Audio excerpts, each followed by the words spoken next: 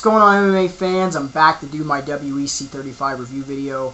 Solid night of fights. You got everything that you wanted as an MMA fan. Gonna run over the fights to get predictions on. Let's get right into it. First fight of the night, Brock Larson versus Carlo Prater. Both guys come out, both guys stand. Brock Larson, overhand left, just absolutely drops Carlo Prater in his tracks in the middle of the cage, pounces on him, pounds him out, and the fight is stopped at 37 seconds in the first round, TKO. Brock Larson looked amazing, looked solid, and was a foreshadowing of a fight to come up next.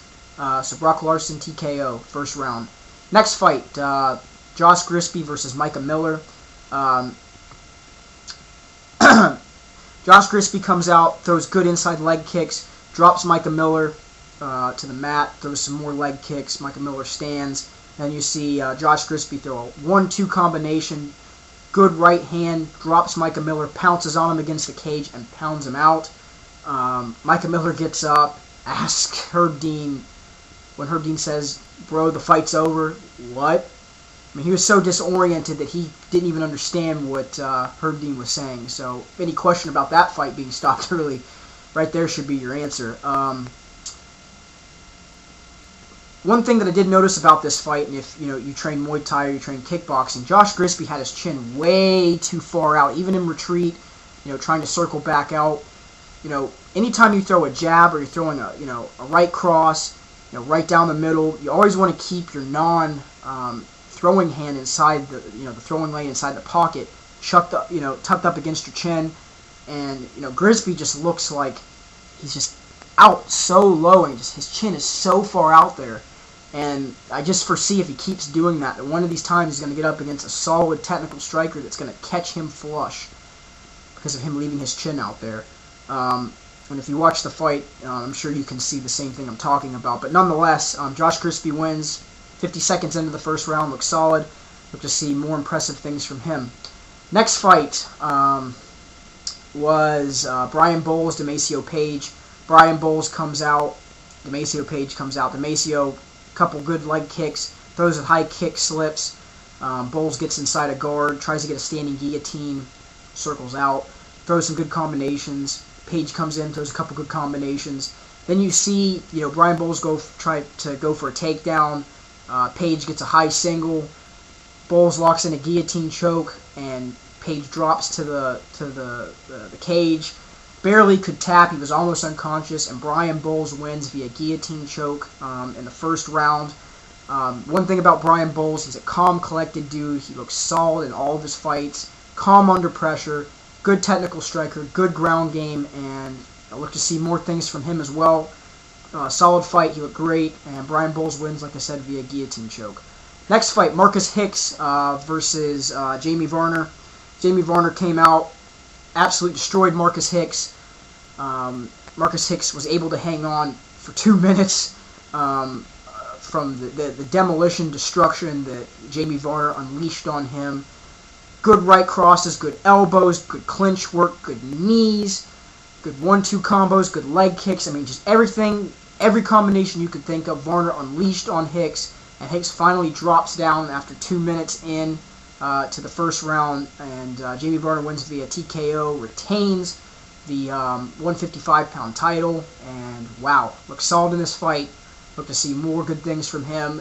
He's always a guy that comes out to impress, always a guy that comes out and pushes the pace, and constantly gets better every fight. Next fight, Brian Stam versus Steve Cantwell. Called this fight wrong, along with the Josh Grisby Micah Miller fight, but Cantwell came out and looked impressive. The guy has always, been a solid guy and stand up, but he just liked to brawl too much. Didn't like to go down to the ground as much, even though now I believe he's either, I think he's a purple belt in jiu-jitsu. He has a decent ground game. But came out, looked technical in this fight. If this kid, let's talk about the fight first, was able to, to pick apart Stam when Stam was getting wild, was careful, picked his shots, was smart inside the lane and inside the pocket, right when Stan, committed through 1-2 combinations, Cantwell came in with a counter and just good leg kicks, good 1-2 combinations, and in the second round just picked him apart on the fence through good knees, good combinations, dropped Brian Stan and pounded him out, and wins the 205-pound title with a second-round TKO. Wow, the sky's the limit for this kid, like I said. If he continues to act like this, continues to be a technical striker, doesn't come in, doesn't bull rush, is smart, is a smart fighter, uses his ground skills as well, he is a kid to look out for. And at 21, definitely a kid to look out for, even if he doesn't retain the title for a very long time. This kid looks solid in this fight. Like I said, I'd like to see great things from him. Next fight of the night without a doubt, and definitely probably will get mentioned for Fight of the Month. Hiromitsu Miura versus Carlos Condit. Both guys, back and forth action. Miura, solid judo in this fight. Looked great. Good sweeps, good hip tosses, good clinch judo tosses, almost like a Greco toss. Just solid in this fight. But Condit was able to withstand what Miura threw. The only time that Miura had a good solid advantage against Condit was in the third round when he had him against the fence, was throwing some good shots, rocking Condit a little bit, but Condit was able to control positions. He had good cross-body work from side mount, he had a good crucifix position, had almost a topside triangle, had a Kimura attempt, had an armbar attempt, had a triangle attempt from the bottom, was able to use his reach to his advantage, good combinations on the feet, good groundwork, good ground scrambles. Condit was just able to outwork Miura. Condit definitely was tired, but Miura was just tanked in the fourth round.